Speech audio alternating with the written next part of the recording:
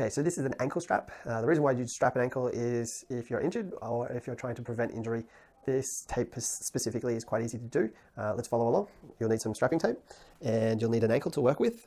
Essentially, if you get the position of the ankle correct into a 90 degrees, you'll find it really easy to work with the tape.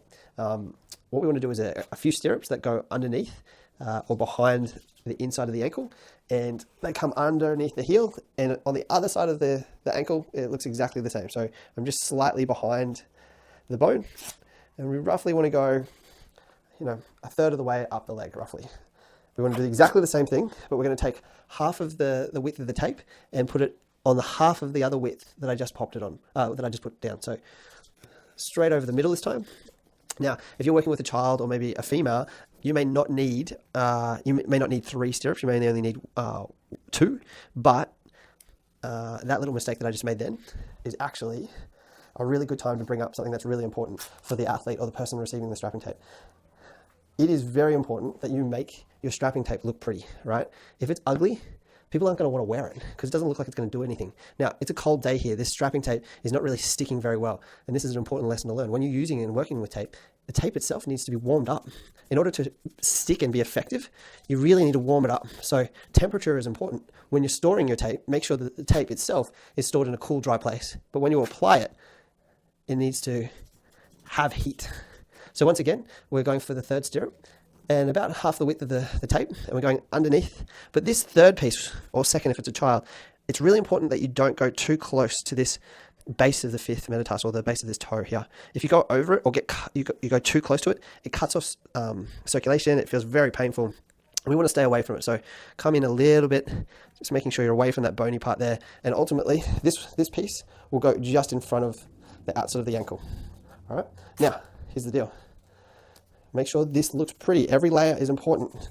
We want to make sure that there's no bubbles or parts that have folded on itself. Maintaining that foot in a 90 degrees position will make it easier for you to work with. So if the subject keeps pushing the foot down, it's going to pull the tape off and make it look untidy. So keep reminding them, come back.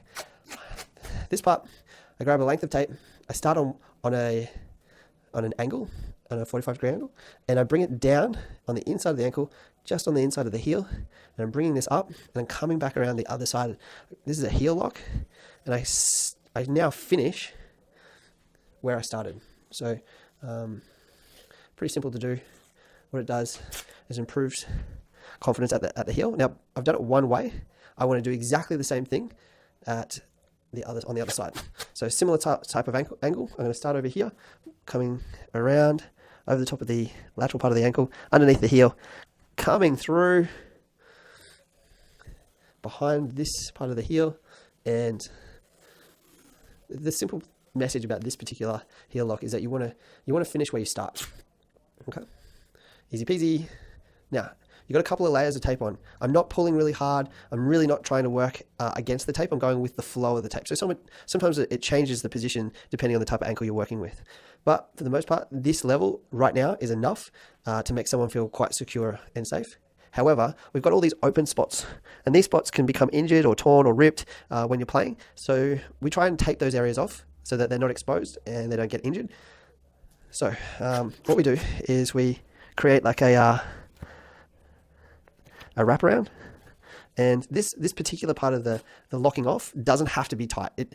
In fact, it's just there to give support and make sure that the tape doesn't fall off. We're going to go a couple of levels. It does make the higher part of the ankle feel safe. So if you have got a higher ankle sprain or injury, it helps there.